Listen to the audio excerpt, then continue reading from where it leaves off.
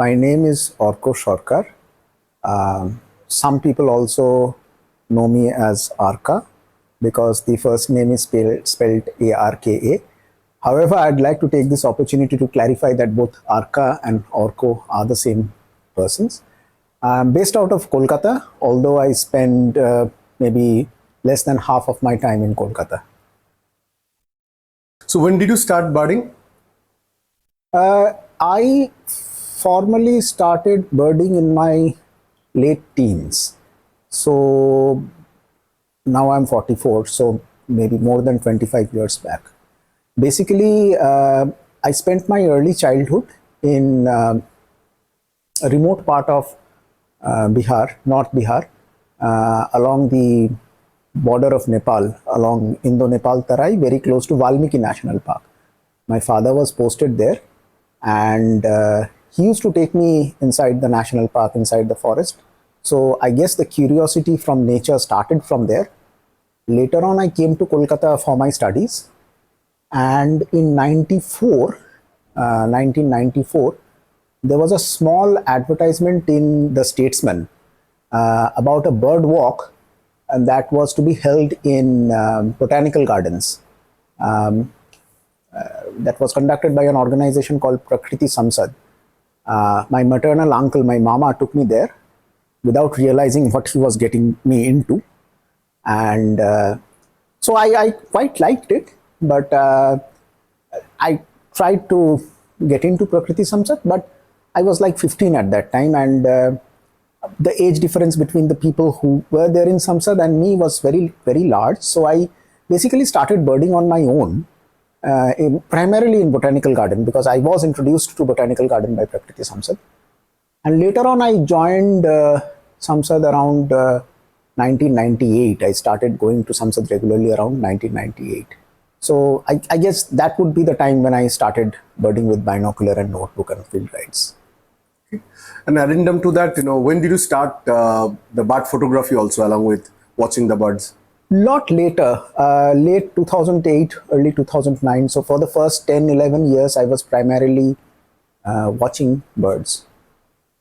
And you did mention how you were introduced to birding, but what attracted you to continue with that birding, going there again and again and again? It's very hard to say. I mean, people take up a hobby at some point in their life. I guess this was a nice thing to do in my free time. As I said, I quite liked nature and forests right from early childhood, and I guess I was missing that in Kolkata. And birding provided a way of going out in the nature and enjoying nature, which I like doing on my weekends. How did you learn the bird identification? Do you refer to any books or site, or all through experience or consulting friends? Well, of course, one has to refer to a large number of things, and at this point, I refer to books, apps like Merlin, websites, a lot of literature. So there are cases where plates and pictures and photographs are not enough, so you have to read up a lot to accurately identify the confusing species, etc., etc. But if I like, over the last 25 years, we did not have access to digital technologies like apps or websites and so on. So initially it was mostly books and field experience, traveling with others, seeing how the bird behaves, what is the jizz, that also plays a large part. So initially I would say it was mostly field guides and field experience, and now more of the digital things have started contributing to identification. Sure. Is there anyone you consider as an idol or a mentor? You did mention about your maternal uncle who introduced, but broadly somebody who inspired you to carry on with this birding hobby. I guess no one specific, no one person as such, but when I started birding in 98, it was all about learning from other more experienced birders. So Prakriti Samsad at that time was like Kushal Mukherjee, noted naturalist, was the secretary of Prakriti Samsad when we joined, and it also had a large number of very senior and good birders like Dipankar Ghosh, who is now in a senior post in WWF. Sujan Chatterjee, a very good friend of mine, also a very acclaimed um, uh, uh, tour organizer and the founder of Birdwatcher Society, Sri Kumar Banerjee of ZSI. So it was full of very experienced and knowledgeable people. And I guess I absorbed as much as I could from these people. And later on, people like Shumit Sen, who first started digitizing about the birds of West Bengal. So it's a collection of people that I learned from. I don't think anybody mentored me in a formal way, but I'm thankful to all of these people. How was the birding that time? We didn't have the digital, or maybe few digital cameras here and there. A film camera where we need to really be careful in how many shots we take because it costs. And we had nothing compared to what we have in terms of tools and techniques in bird identification or bird tracking or getting to know. So can you spend a little bit more, how was the typical day, how is to go, find out about the birds, track the birds and identify the birds? So as you mentioned, there was no digital technology. I think the first digital camera, people started using the first nascent digital cameras around 2001, 2002. Sujan Chatterjee was among the first people, I guess, the first people who took bird photos with digital camera in Kolkata. But prior to that, there were photographers who would take occasional bird photos, but they would mostly concentrate on landscape. Because bird photography with film camera was a difficult proposition. We cannot imagine now we are taking 10,000 photos in a day and selecting the best from there. If we were only asked to take one reel and take good bird photos, it was a difficult proposition. So most people were, as a result, bird watchers. We focused on watching the birds, its behavior, its how it is related to its habitat, how it is related to its ecology, identifying the bird correctly, so on and so forth. And even there, we were seriously disadvantaged. So the main field guide that one could carry around in their bag was this thing called pictorial guide by BNHS, Salim Ali being the primary author. With all due respect to the team involved in creating that book, the plates were very confusing. The plate quality was not at all good, and it was very difficult to tell, let's say, one laughing thrush from the other, or one sunbird from the other. The quality of instrument was also very primitive. Most of us, we had this Russian make of binocular called Berkut, which gave a slightly yellowish tinge to whatever was seen, and it was very heavy. The combination of pictorial glide plates and this Russian binocular made things very difficult. Of course, it all has improved tremendously now, but the fact that when I look back during those days, the fact that we could list so many birds around Kolkata, and we used to go out frequently and study the birds so frequently, that seems magical. I mean, if somebody tells me that I'll take away all digital technologies from you, I'll give you a Berkut now, I'll give a pictorial guide now, and go out and watch birds for the next 6 months, I will be seriously demotivated. I'll stop doing that. But there were a dedicated group of people who would be using those primitive technologies and watching birds regularly, even during that period of time. The other thing that was interesting at that point of time was the lack of people watching birds. So now when I go out to a bird watching location around Kolkata, I cannot recognize most of the people. However, let's say in 98, 99, there were about 20, 30 people at max around Kolkata watching birds. And same would be the case with all other metropolitan cities. We all knew each other. So it was a very small group of people watching birds.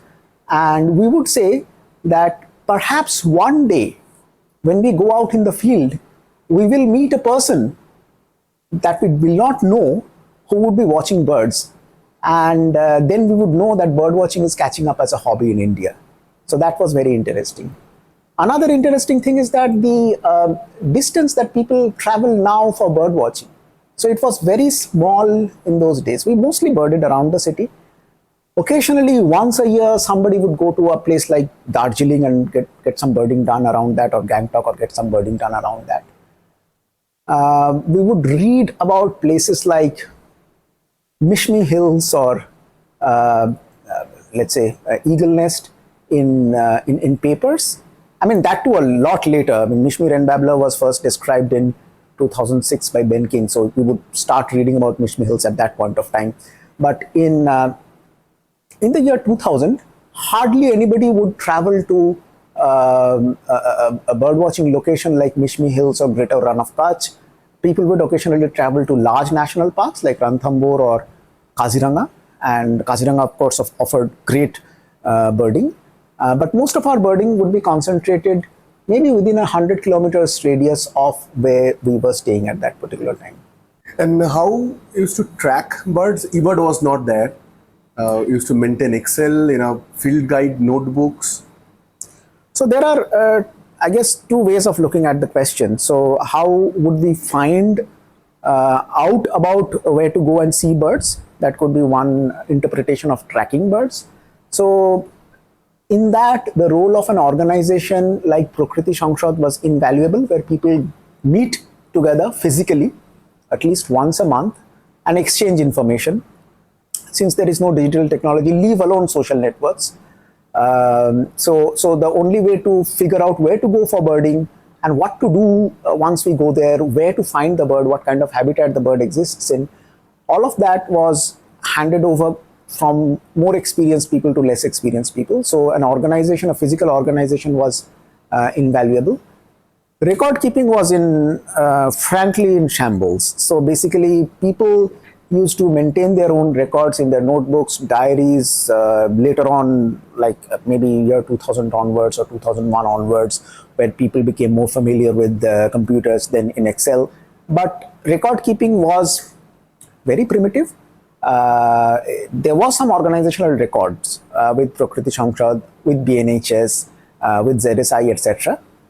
Unfortunately, a lot of those organizational records did not make it to public platform like eBird. There were a lot of good things in that early days of birding in India, but one definite disadvantage and one definite bad thing was the lack of rigor in record keeping and the eventual lack of digitization and public availability of those records. What is your favorite bird and why? It's a very difficult question to answer. There are so many beautiful birds.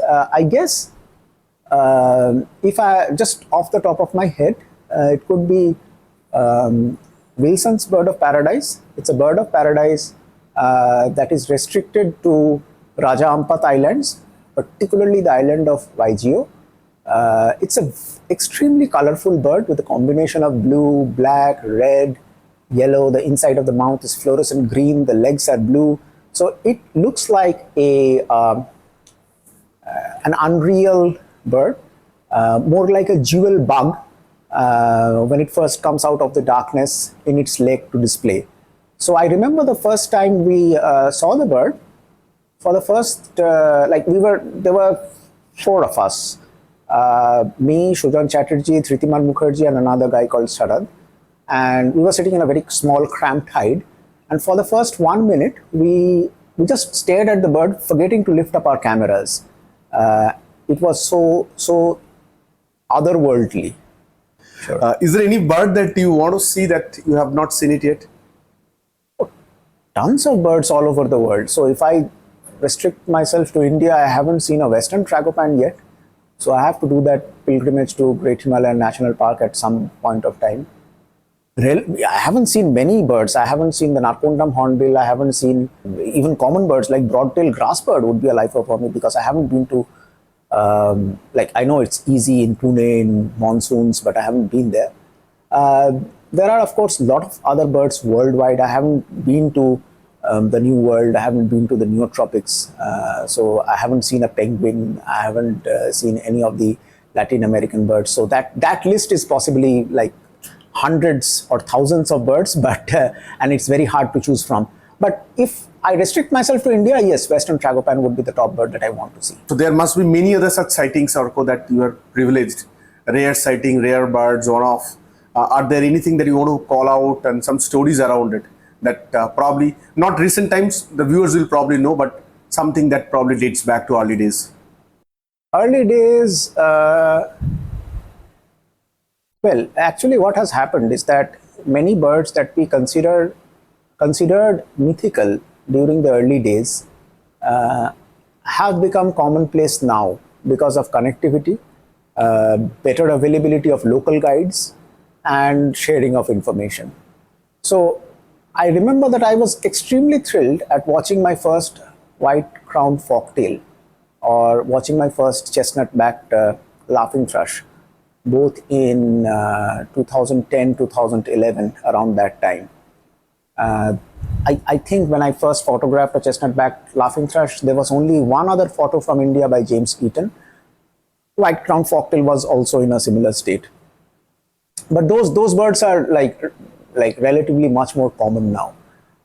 Again, like in 2012, 2013, around that time, we traveled to East Nagaland and saw mustached laughing thrush, yellow-throated laughing thrush, and so on. So again, those were rare species now that have become reasonably common. Goliath heron was a good example that has remained rare, and like that bird stayed around in Sundarbans for like a month. We had great time going and watching that bird. I went twice to with different sets of people to see that particular bird.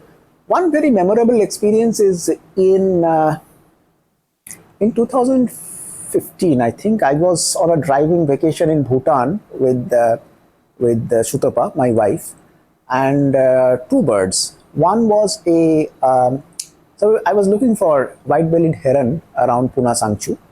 I didn't know exactly where to find it. I was just driving along that road, and I saw a person sitting with a notebook.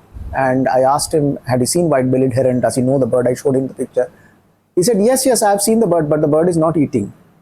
I said, what do you mean the bird is not eating? I said, I've been studying the bird for the last 2 months. The bird is just standing on the riverbed. It's not eating. I'm supposed to study what the bird eats and how often it eats. I said, can you tell me where can I see the bird? The bird is standing right here, like about 50 feet away, as you can see, but it has not been eating for like quite some time, so there's no point looking at it. So that was very funny. And then on the same trip, we went to Phobjikha, and we went there in the Phobjikha, as you know, is the wintering ground for about 300-400 black-necked cranes. And we reached there in the evening, and when we woke up in the morning, one side of the room we had a large glass window, and as we watched through that glass window, the entire Phobjikha Valley, which is a very magical, old-fashioned, full of old-fashioned houses and farmlands, all of that was completely covered with ground frost. And from that one point, we could see around 200 black-necked cranes. So I think those two experiences in that driving trip in Bhutan, I would never forget. I think you did mention about quite a few groups that were there in the early days, and you did take some of the names that probably everybody should be knowing, because today that there are thousands of birders, but I think this birding as a hobby has prospered thanks to people that you took name of, Sujanda and others, right?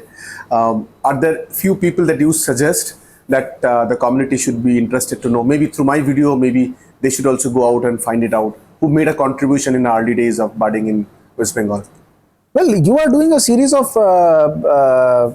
videos about the British birdwatchers, Jerdons, Blythe, Hodgson. Those are, I think, the people to know. Very few of us know about Ajoy Home or Bishomoy Biswas. Those would be, I've never had the opportunity to interact with any of them. They were a lot older than me, and they were not there when I started birding. But knowing about the works of Bishomoy Biswas would be a good start. If you are talking about people that you can learn from, then of course Sujanda is very much active. and he runs this organization called Birdwatcher Society. It would be good to know him, get into a birding organization like Birdwatcher Society, that where you can learn from others. I guess that's the one practical thing that I can suggest that you can do as a birder in West Bengal now. Sure. And I'll put a link of Birdwatcher Society and also the form through which people can be part of it in the description of the video. Right. I'll switch gears. I think so far we are talking about your budding as an individual budder. Now you also play a dual role of a bird guide as well as a tour planner. And I've been privileged to travel with you in Mizoram. It was a wonderful trip. I'll cherish. In fact, I want to repeat once more just for the experience, knowing that I will not find a new bird because it was so good. So how long you are acting as a bird guide and bird tour planner? I'm doing this professionally from 2018. Of course, in the middle for 2 years, due to COVID, there was not much of travel, but yes, from 2018. Okay. And if you can talk about the areas in India, we'll talk about the abroad later on, that you cover as a part of. So there are two parts of like this answer. For domestic visitors, those who are from India and want to travel in other parts of India, I mainly do Eastern India. Eastern Himalayas is one of my favorite places to bird. So Sikkim, Arunachal, Bhutan, of course, that's not a part of India, but also Bhutan, since we are mentioning Eastern Himalayas, Assam Plains, and the northeastern hill states. North Bengal, of course.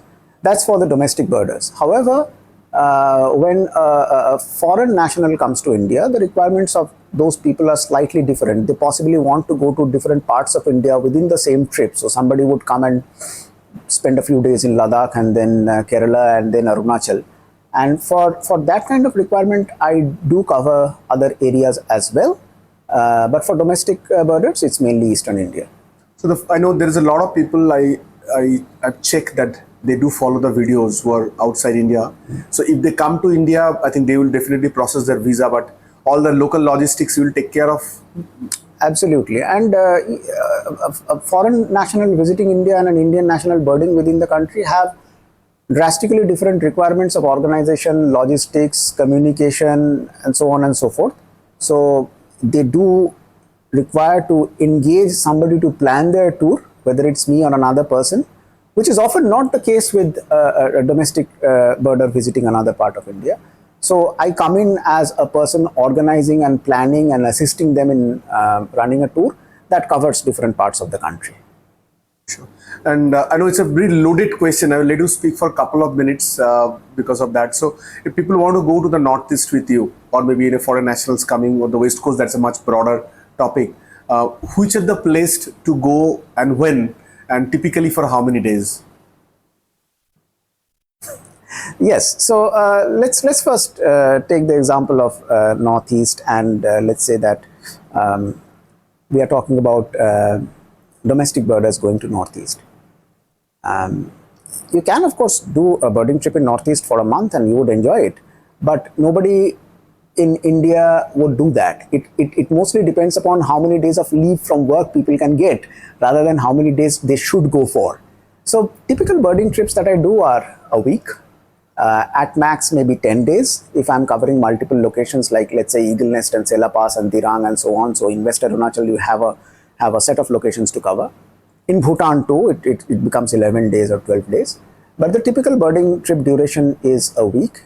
If we are talking about Eastern Himalayas, then perhaps the best time, generally speaking, is spring, summer, because that is the breeding time of the birds, and they are much more vocal and easier to see. There are some locations like, let's say, North Sikkim, that are absolutely wonderful in winter because of large congregation of grandalas and other plateau birds which make large flocks in winter. Also, there are some specific targets like Stratus monal in Mishmi Hills that are better in winter. But generally speaking, for most of Eastern Himalayas, Sikkim, Bhutan, Arunachal Pradesh, North Bengal, spring, summer is the best time. That is the same case with Nagaland, where the birds are a lot more skittish and April and May is a good time. I would say that is the same thing for Mizoram.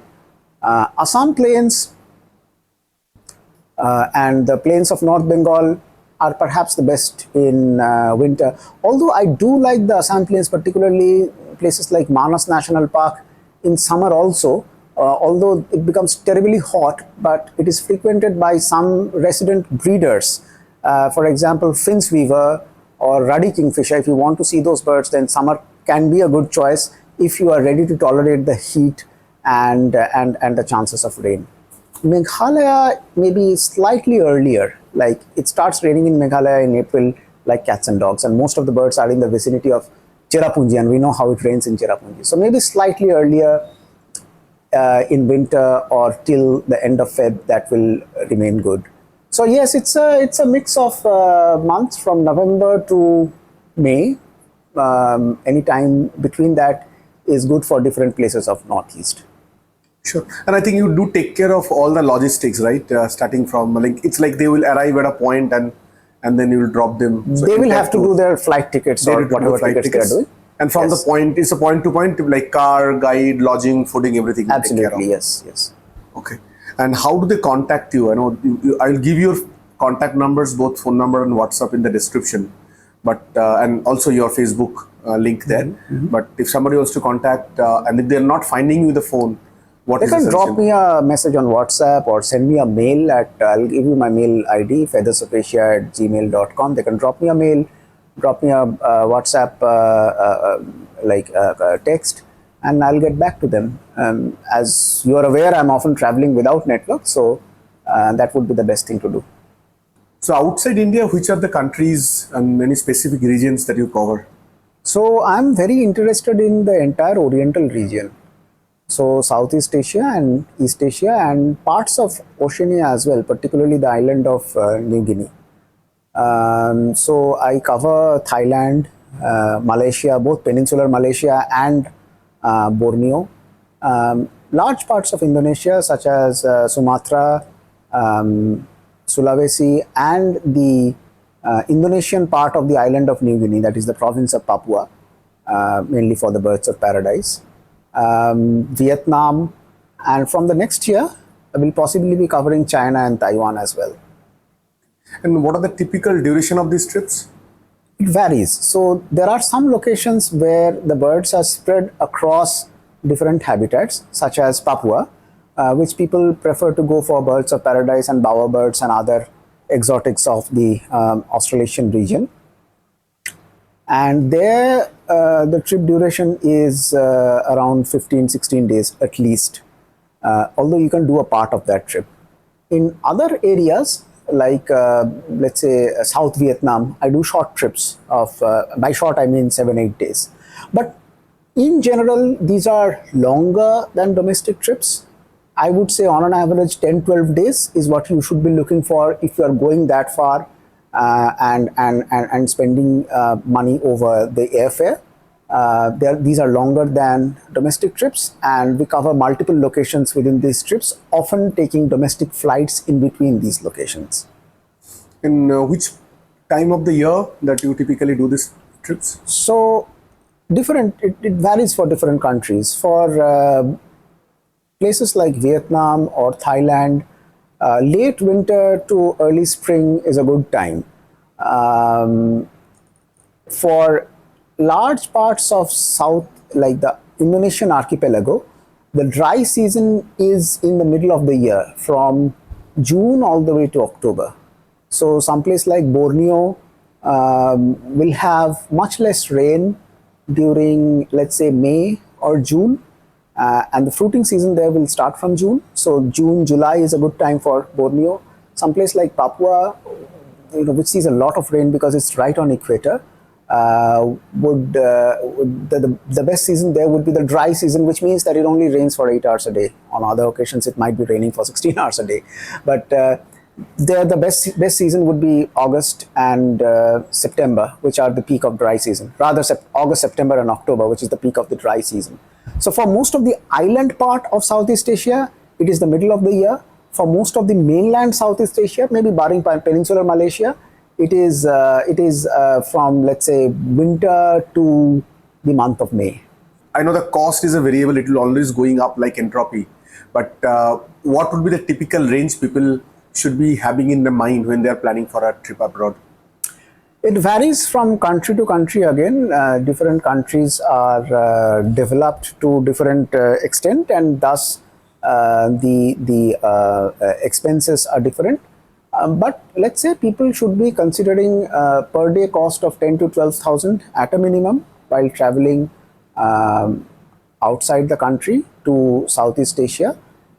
Some countries like Thailand or Vietnam are cheaper. Some countries like Malaysia are more expensive. But it's a range between, let's say, 10,000 to, let's say, 13, 14,000 per day. You can like look at the eBird checklist corresponding to one of our trips, or the eBird checklist for the country, and ascertain how many lifers you have left for that country, and whether it makes sense for you to spend that much amount of money for that many lifers or not.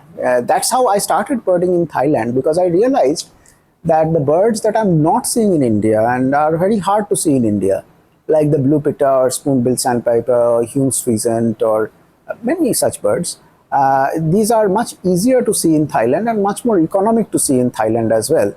I mean, if I wanted to see the spoon-billed sandpiper in subcontinent, I could have traveled to Chittagong and seen it in Cox's Bazar.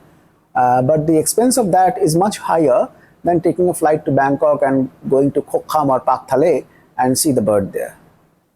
So if somebody wants to find out the tours you're going to arrange, do you publish that in your any Facebook, any website, or is there any WhatsApp group where one can get to know about your upcoming tours? So I'd like to say two things. First of all, many of my groups are custom groups. I prefer doing custom groups because then I have less of a headache managing people and the group dynamics. So a lot of my groups, like for example, for the rest of the season this year, before monsoons, I have two Eagle Nest groups, one Nagaland, one Manas. All of them are custom groups. So if you are a group of people who like birding together, you can approach me and you can tell me your requirements, mainly in Eastern India and Southeast Asia, and I'll set up a trip like that. Other than the custom groups, I possibly do around 10-12 groups a year that are open, mostly outside India, and those I put the dates for that on my Facebook page and my WhatsApp group. You came from a very successful IT career, which you could have carried normally. So what made you switch from a very safe, secured, prosperous, easy IT life, which I myself living now, to a budding bird guide where you need to go through a lot of hardship, right? You know, you stay in places without electricity, handle a lot of tough guests, uncertainty about a birding. So what encouraged you, and how you're finding it in reality that you're doing it all these years? I switched because I always wanted to switch to doing something that is closer to nature. It wasn't specifically being a bird tour organizer or a birding guide. It was just something where I would be able to spend more time in nature. And at the time of switching, I thought that I would enjoy it more. I still think that I do enjoy it more than the IT career. However, there are there are pros and cons of both types of life. So basically, I realized that if I were in IT at that even now, I would be earning a lot more money than what I'm earning in my present career. And that will enable me to do a lot of things. That will enable me to maybe go to Antarctica once every 2 years, or travel to these Latin American countries, which I find very difficult to travel right now because of financial restrictions. I do end up spending a lot more time in nature, but I end up going to the same place multiple times. This is both good, but it gets a bit boring as well. Going to the same place multiple times is not necessarily bad. It lets me understand the place better. It lets me build a deep connection with that particular landscape and habitat. But at times I do also feel that if I were doing something where I would be earning more money, then I would be able to go to various other places. the grass is always greener on the other side. So once you have switched your career and you spent 5 years in your new career path, you would possibly say that, well, maybe the previous career path was better. And if I go back to my previous career, maybe I will again say that the switch was better and I should have remained a birding tour organizer. So for now, I'm remaining in this role that I'm currently doing. So no chance of me going back to IT in near future.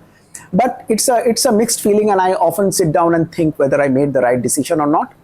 Right now, I think I'm marginally in favor of saying that I made the right decision. Okay. And I think this will be very useful for many who are watching and probably thinking in the similar lines. Yes. So that two advices to them: make sure that you have saved enough, and make sure that your wife works or your husband works if you are a female. I know you're an active conservationist and you have been really actively working on. I do follow from a side about the wonderful work the HEAL is doing. I'm afraid I don't think a lot of people are aware of what is going on, and in Bengal, let's not even go to India, the type of damage that is happening to the habitat, to the birds, the killing that are happening, and then how HEAL is trying to fight it back. And third part would be that anyone who is watching this video, if they want to take part of it, they can be part of the HEAL, or they may be participating in either way. How can they part? So three questions, I'll repeat once more. What are the risks, challenges you are seeing today in the conservation or threats to birds? What is HEAL? If you can spend a little bit more on HEAL, what they are doing, how they are doing. And third is, what kind of support we can provide to HEAL, both in terms of joining the HEAL and also from outside. The HEAL stands for Human and Environment Alliance League. We are a small group of people in Kolkata who started focusing on some conservation related issues. These conservation related issues are not unique to areas around Kolkata or South Bengal or West Bengal. These are the same across the country and perhaps in many other parts of the world as well. It is firstly important to know these conservation challenges or environmental challenges. So there is an ongoing threat directly to species, both threatened species and other species that are primarily found in non-forest areas. So most of our wildlife, contrary to popular belief, is found outside protected areas, in areas which is under human use. And these species face continuous threat, either from direct poaching of the species, and I will go into the details of that, what are the cases where we see poaching in South Bengal. So either from direct poaching or from loss of habitat where these species exist. So these are prevalent and these are common problems all over the country. In context of West Bengal, we see direct poaching mainly in two aspects.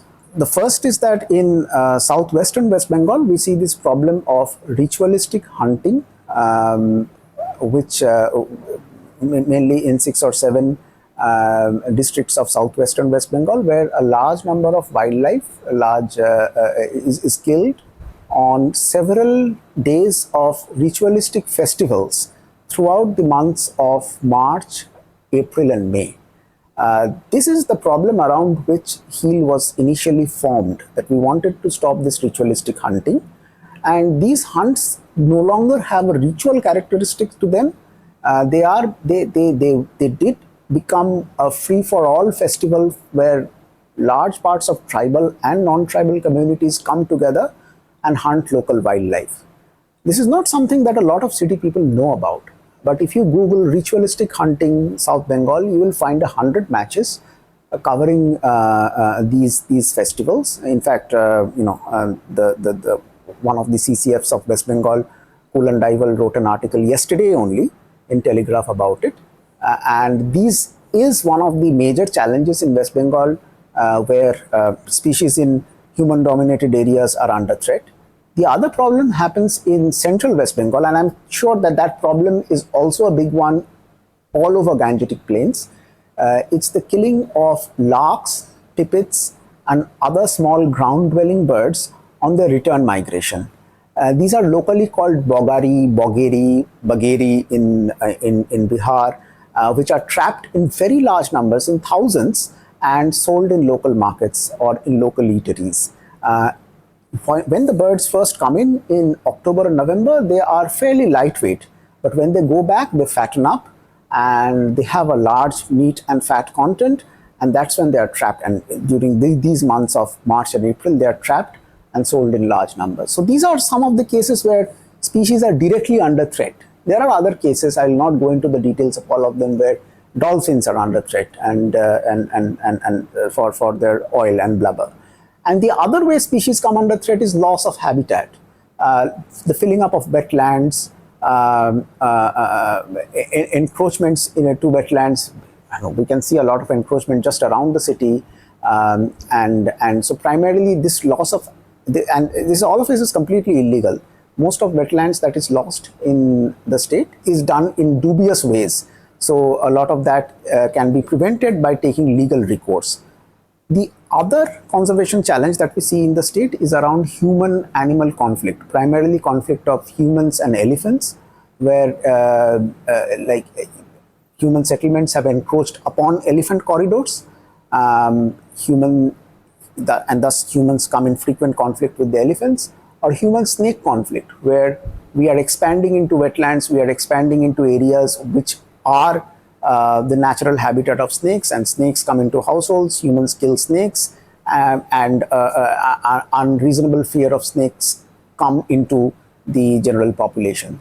So, and we looked at these problems and we realized that we have to do something to tackle these problems as much as we can as common citizens, by prodding the administration to play their part, by taking recourse to legal means, going to the courts, challenging some of these things like habitat destruction and ritual hunting, and by doing constructive projects. For example, in human-elephant conflict, can you create a model village where the houses and granaries are surrounded by solar electric fences, whether you can create a buffer between the cropland and the forest and plant fodder there. Fodder could be paddy or fodder could be fruits.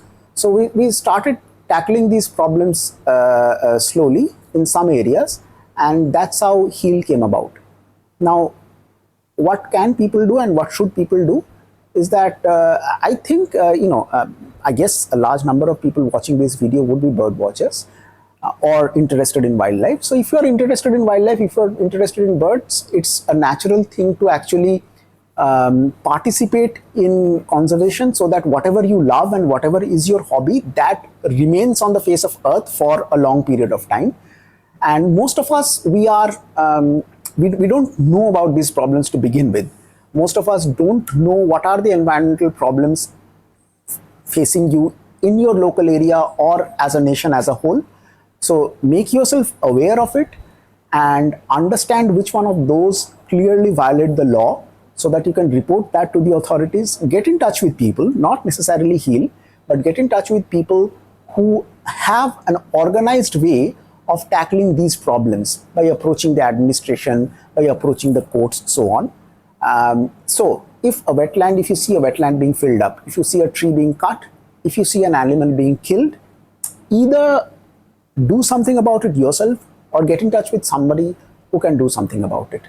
I am sure you can share the contact details of HEAL with this video as well, so that people can get in touch with us, or get in touch with somebody else that you trust. Okay. And I believe that there are drives that happens where people can come and contribute monetarily. Like for example, that for the lark prevention, there are a lot of signboards are being put. And yes, we do drives at.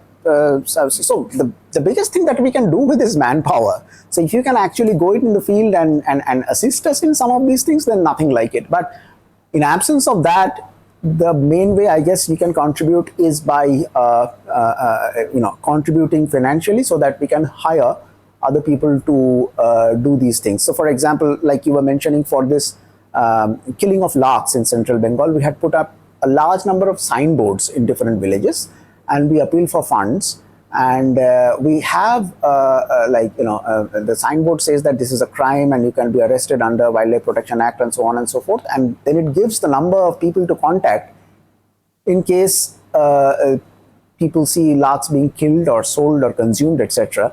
And that has been our main way of getting intel about lark poaching, because villagers will see these signboards and inform us about the lark poaching or trapping, or where they're being sold, etc. And if we could gather enough funds to put up enough signboards, then possibly our intel will go up many folds. So yes, we do drives like this for many of our activities. Many of the people who are watching, of course, use eBird, but there might be few who are not. Few words that why they should be using eBird, and what is your experience as a reviewer, and if you want to share some wisdom that when you report things in eBird, it gets flagged. Sometimes it is a mistake, and I have done plenty of them. What are the things people should be careful, watching out, or providing the information when they submit the eBird checklist? So, to answer the first part of the question, I know many people who do not take any interest in eBird, and my request would be to take at least some interest in eBird, even if you are not uploading a checklist in eBird. eBird can help you immensely in planning a trip. So you can look at the eBird records, maps, recent sighting of species, etc. And you can plan your trip accordingly, even if you are not uploading data into it. I'm sure you'll find it very useful. At the second level, you can think about putting your personal data into eBird, even if you are not concerned about conservation or scientific effort around that data. It's a very beautiful record keeping tool. And when I look back at the records that were in place where I started my birding journey in late 90s, I don't have access to most of that data right now. Not my own data, not the data of people who were birding with me at that point of time. Even if they were digitized in Excel sheet, people have passed away, people have left birding, and that data is lost forever. eBird is a public platform, it's a public database, and there is no chance of it going away anytime soon. So if you put your data there, it is safe, secure, you can browse it from anywhere, you can either make it public or you can keep it private, and you can see others' data. You're contributing to a large set of data. So it is for your personal use, it's a beautiful tool if you want to keep on listing birds for a long period of time. And then the third thing is that a lot of conservation action and scientific research is driven by eBird data. So if hundreds, thousands of people contribute data around a particular area, then you can see seasonal variation. Then you can see migration pattern or paths of birds. Then you can see the variation over time, over like a decade of a particular wetland. You can get clear indication of ecological detriment of that particular area, because birds are a very good ecological indicator. They are good indicator species. So if you track, and when I say you, I don't mean necessarily a person. If the bird watching community as a whole tracks an area over a period of time, one can get very rich data for that particular area, which aids in conservation and in scientific research. And from that standpoint, eBird data is proving to be invaluable to us. Now, the second part of the question was about reviewing eBird data and what are some of the things that I've noticed while reviewing and all. Basically, I'm sure most of you know there is a review mechanism in place in eBird and a group of reviewers in place for each state, at times for each district. And there are certain protocols and tools which guides this review process. Basically, at the back end of the eBird, there are some quality rules that says that for a certain species, this is the maximum number for a certain season in a certain district or at a certain location. So, for example, maybe something like I can see for Kolkata, 5 taiga flycatchers in winter, in December or January in the morning. Maybe that number comes down to 3 in April. and in peak summer months that number comes down to 0. So one can set up these data quality rules in the background. So at times when, and then people may upload whatever they saw, and there could be aberrations to those rules. Some of those aberrations could be valid. People do really see tiger flycatcher once in a while in summer as well if a bird stays back. And in that case, somebody has to come in and validate those records, and that is the role of a reviewer. Now, at times, people do not see their records shown publicly. That is because that record has not been reviewed yet. It doesn't come up in maps. It doesn't come up in public records corresponding to that district or that particular state. So that is one thing that people have to be aware of, that it needs to be reviewed to be shown there. At times, they see certain species as rare or not existing in the list.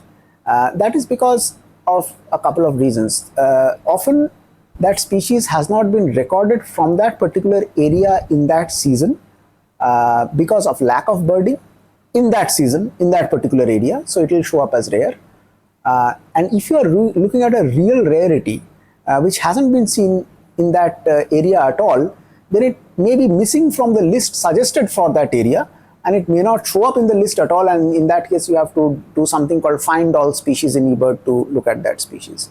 But in summary, I mean, one can speak about it for hours, but in summary, do recognize that this is a fairly evolved system, and all aspects have been thought about, and whatever you are looking at, a missing species, a species being shown as rare, your records not showing up publicly, that has a valid reason behind that.